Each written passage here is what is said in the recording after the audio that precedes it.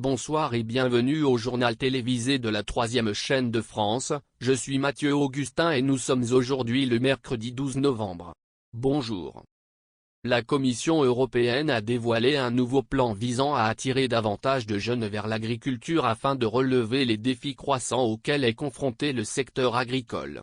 Face au vieillissement de la population agricole et à la menace grandissante du changement climatique, l'UE s'attache à rendre l'agriculture plus attractive pour les jeunes générations en proposant des incitations financières, des programmes de formation et un soutien aux pratiques agricoles numériques et durables.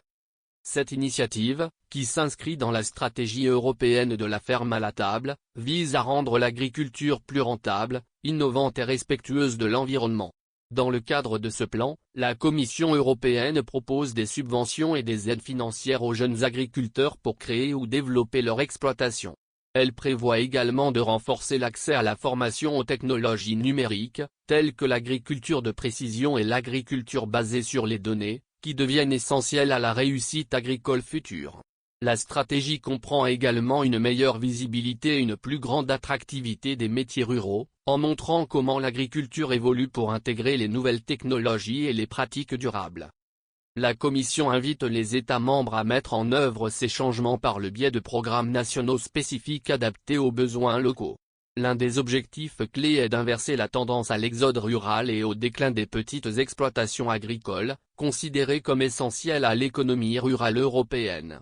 Grâce à cette initiative, l'UE espère garantir que l'agriculture demeure une profession dynamique et viable pour les jeunes générations, contribuant ainsi à la sécurité alimentaire et à la durabilité environnementale sur le long terme. Aujourd'hui, lors du sommet H2 général, le sénateur Bernard Balouet, la diplomate française Yvonne Cambray et l'universitaire Denise Garnier ont pris la parole pour débattre du thème création d'un nouveau parti d'extrême droite portant le nom de Trump en Belgique. Un reportage vidéo sera diffusé sur place. Aujourd'hui, lors du sommet H2 Gen, un débat intense et stimulant s'est tenu autour du lancement d'un nouveau parti d'extrême droite en Belgique, baptisé du nom de l'ancien président américain Donald Trump. 3 intervenants de renom ont pris la parole. Bernard Balouvet, sénateur et figure marquante du sommet H2 Gen. Yvonne Cambray, diplomate française respectée. Et Denise Garnier, universitaire et politologue de premier plan. La conversation, retranscrite dans le reportage vidéo d'aujourd'hui, a analysé en profondeur la montée des mouvements populistes et nationalistes en Europe, avec un focus particulier sur le récent développement politique belge. Chaque intervenant a apporté son point de vue unique. Bernard Balouvet a éclairé le climat politique belge, soulignant les risques potentiels que représente ce nouveau parti pour le paysage politique déjà fragile du pays. Forte de son expérience diplomatique, Yvonne Cambray a abordé les implications plus larges de tels mouvements au sein de l'UE et la menace qu'ils font peser sur l'unité européenne et les valeurs démocratiques. Parallèlement, Denise Garnier, forte de son expertise universitaire, a mis en lumière les forces socioculturelles à l'origine de la montée des idéologies d'extrême droite, notamment l'influence du Trumpisme et son écho auprès de certaines communautés belges. Mesdames et messieurs, aujourd'hui, nous assistons à un phénomène politique préoccupant.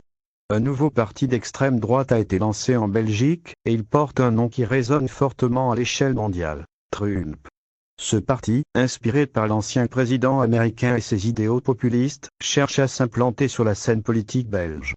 Mais que signifie cette initiative pour la Belgique, l'Europe et notre société dans son ensemble? L'émergence de ce groupe politique n'est pas un simple incident local. C'est le reflet d'une tendance plus large qui se développe à travers l'Europe et au-delà. Un retour en force des mouvements populistes et nationalistes. De l'Italie à la Hongrie, en passant par la France, ces partis cherchent à exploiter un ressentiment croissant contre les élites politiques traditionnelles, la mondialisation et l'immigration. En Belgique, un pays déjà divisé par ces tensions communautaires, l'apparition de ce nouveau parti pourrait aggraver davantage les fractures internes et attiser la polarisation. Le choix de nommer ce parti d'après Donald Trump n'est pas anodin. Trump incarne un populisme virulent qui défie les normes politiques traditionnelles et qui mise sur la peur, le rejet de l'autre et une rhétorique anti-établissement. En Belgique, un pays qui se veut pluraliste et fédéral, ce mouvement semble vouloir radicaliser le débat public en adoptant des positions extrêmes sur des questions sensibles comme l'immigration, la sécurité et l'Union européenne. À travers ce projet, le parti espère capter les voix des électeurs qui se sentent laissés pour compte par les partis traditionnels et qui sont attirés par un discours simpliste mais percutant. Cependant, il convient de souligner que cette montée de l'extrême droite n'est pas seulement une question belge. Elle s'inscrit dans une dynamique globale, où des figures comme Trump aux États-Unis, ou encore comme Viktor Orban en Hongrie, ont démontré que le populisme pouvait être un levier électoral puissant. Mais à quel prix ? Si ce type de discours rencontre un écho grandissant auprès de certaines populations, il pose également un défi majeur à nos démocraties. Les principes fondamentaux de la justice sociale, de la tolérance et de la solidarité sont mis à mal. L'embrigadement de certaines catégories de la population par des solutions simplistes est dangereux pour l'équilibre social et politique à long terme. Il est donc essentiel que nous, en tant que société européenne, prenions cette montée de l'extrême droite au sérieux. Il est impératif de renforcer nos valeurs démocratiques et de ne pas céder à la facilité de l'intolérance. Au contraire, nous devons redoubler d'efforts pour comprendre les préoccupations légitimes des citoyens tout en maintenant notre engagement envers la diversité, la solidarité et la paix. Ce n'est qu'en unissant nos forces autour de ces principes que nous pourrons empêcher la radicalisation de nos sociétés et garantir un avenir plus juste et équitable pour tous. Merci. Tout au long du débat, les intervenants ont mené un échange d'idées animées, s'interrogeant sur la tendance mondiale du populisme d'extrême droite et la nécessité de préserver la démocratie. La conversation a également souligné l'importance de favoriser l'unité et la compréhension dans une Europe politiquement fragmentée. Ce reportage vidéo restitue ce dialogue passionnant et offre aux téléspectateurs une analyse approfondie des mutations politiques actuelles en Belgique et de leurs implications majeures pour l'avenir de l'Europe. Troisième chaîne de télévision française, le journal du jour. Discours du secrétaire général de l'ONU, Antonio Guterres, lors de la session thématique sur le climat et la nature, forêts et océans. Le secrétaire général a déclaré: « Protéger les forêts et les océans n'est pas un acte de charité. C'est une responsabilité juridique et morale, et une stratégie économique avisée. » Il a appelé à sauvegarder ces fondements de la vie, à investir dans la restauration de la nature et à garantir la prospérité commune des populations et de la planète, aujourd'hui et pour les générations futures. Nous nous réunissons à Blaye, là où la plus grande forêt tropicale du monde rencontre les rivières qui alimentent l'océan, un lieu qui nous rappelle que le destin de la nature est celui de l'humanité. Ici, à Blaye, ce destin commun est en jeu. La science montre que l'objectif de 5 degrés d'ici la fin du siècle reste atteignable, mais un dépassement temporaire est désormais inévitable. Nous devons agir maintenant pour limiter ce dépassement au maximum et le réduire au minimum, et pour ramener la courbe à 1,5 degré. Chaque fraction de degré compte et tout retard est injustifiable. Cela implique de protéger nos forêts et nos océans. Ils sont essentiels à la stabilité climatique, à la biodiversité et à la survie de millions d'êtres humains. Pourtant, nous continuons de les détruire et de les dégrader. Cela doit cesser immédiatement. Parlons d'abord des forêts. Aujourd'hui, nous avons célébré une nouvelle initiative majeure pour les forêts tropicales. Mais les forêts vitales s'étendent au-delà des tropiques, à travers les régions boréales et tempérées. Ils stockent le carbone et régulent les précipitations. Nous protégeons des inondations, des sécheresses et des chaleurs mortelles. Nous devons réduire la déforestation d'ici 2030 pour limiter le réchauffement climatique à 5 degrés. Protégeant les forêts tropicales et boréales intactes. Conservant les zones de mines à ciel ouvert, mettant fin à l'exploitation forestière illégale et éliminant la déforestation des chaînes d'approvisionnement. Nous devons également restaurer les terres dégradées grâce à des solutions fondées sur la nature qui protègent les bassins versants, réduisent les risques de catastrophes et créent des emplois verts.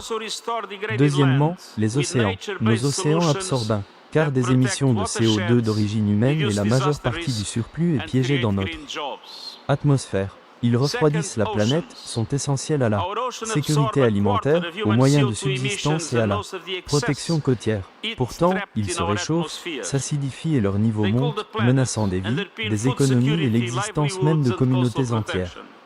Nous devons renforcer la protection côtière et les systèmes d'alerte précoce, restaurer les récifs coralliens, les herbiers marins et les mangroves, réduire la Pollution plastique et lutter contre la pollution plastique et nutritive.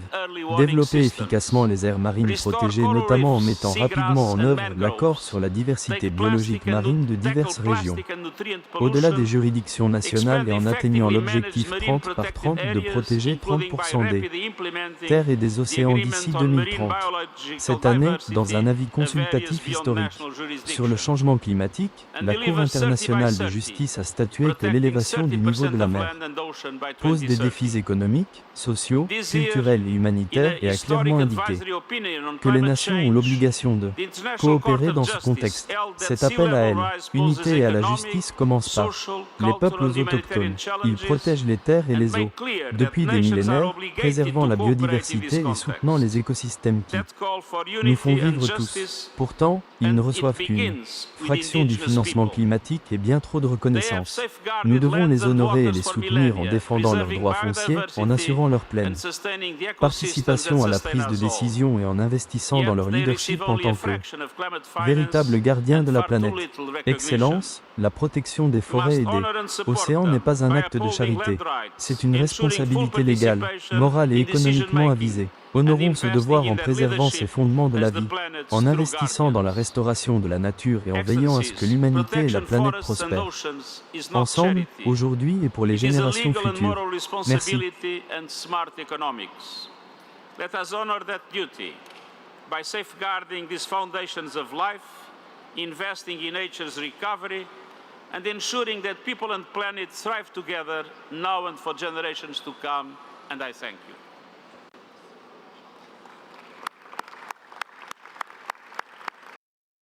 Dans le contexte des négociations budgétaires en cours, un nouveau projet de loi visant à prévenir la paralysie des services gouvernementaux a suscité un vif débat à Washington, avec des conséquences importantes pour les programmes sociaux essentiels.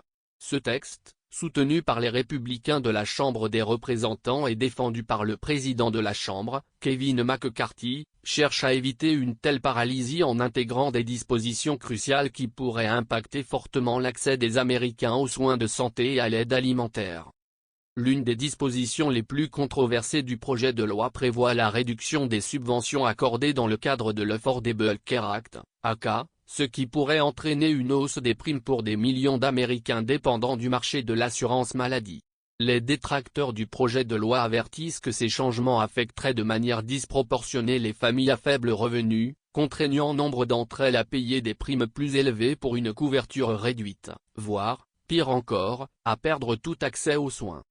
Le projet de loi prévoit également des coupes importantes dans le programme d'aide alimentaire supplémentaire, SNAP, qui fournit une aide alimentaire à des millions de personnes et de familles à faible revenu. Les réductions proposées réduiraient considérablement les prestations, rendant plus difficile pour les Américains vulnérables l'accès aux produits de première nécessité. Le président Joe Biden a promis d'opposer son veto au projet de loi s'il lui est soumis, invoquant les conséquences potentiellement néfastes pour les Américains de la classe ouvrière. Ce blocage budgétaire survient alors que le Congrès doit adopter un budget dans un délai très court, et que les enjeux pour les programmes fédéraux n'ont jamais été aussi importants. Les deux camps campant sur leur position, l'issue reste incertaine. Un compromis est-il possible?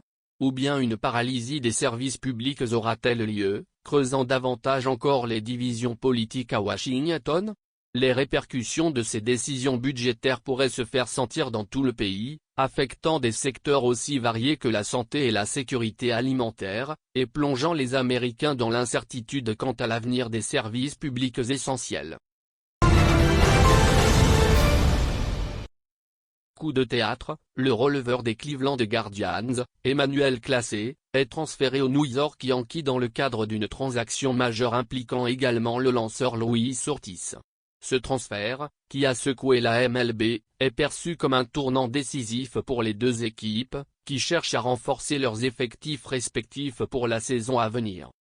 Clase, réputé pour sa balle rapide fulgurante et son slider dévastateur, a été l'un des releveurs les plus dominants de la ligue depuis ses débuts. Fort d'une réputation de lanceur capable d'accumuler les sauvetages et affichant un ratio retrait surprise but sur balle quasi parfait, son départ de Cleveland marque la fin d'une ère pour l'enclos des releveurs des Guardians. Pour les Yankees, En revanche, l'acquisition de Classé est un signe clair de leur volonté de renforcer leur personnel de lanceurs, qui a connu des hauts et des bas ces dernières saisons. En échange, les Guardians reçoivent Luis Ortiz, un jeune lanceur prometteur au potentiel immense. Ortiz, qui a montré des éclairs de génie au sein du système de formation des Yankees, apporte un bras puissant et un potentiel de réussite future. La direction de Cleveland espère qu'Ortiz deviendra un joueur clé pour l'équipe dans les années à venir, tout en renforçant immédiatement sa rotation de lanceurs.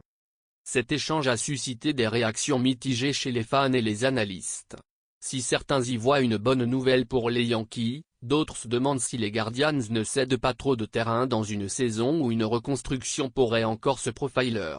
Maintenant que la poussière est retombée, les deux équipes doivent relever le défi d'intégrer de nouveaux talents et de s'adapter à la dynamique changeante de la saison 2025 de la MLB. Et merci beaucoup d'avoir suivi le journal télévisé aujourd'hui. C'est Mathieu Augustin qui vous dit au revoir. Le prochain journal sera demain avec Maria Sarkozy. Passez une bonne journée, bonne nuit et à demain.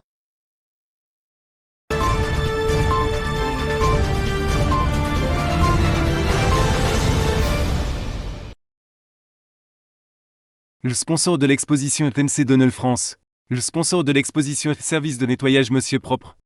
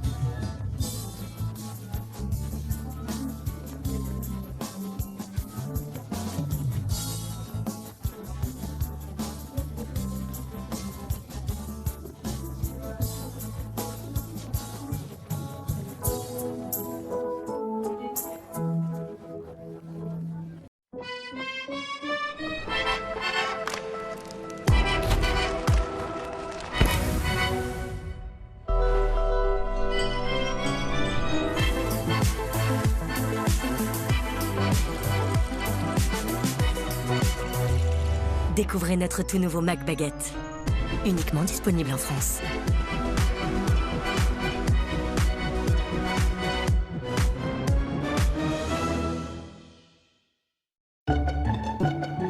Vous avez l'impression que la graisse se répand partout dans votre cuisine? Eh bien, regardez de plus près, elle n'est pas seule. En réalité, la graisse forme un cocon protecteur qui permet aux bactéries de se développer rapidement. Nouveau Monsieur Propre, Flash Propreté.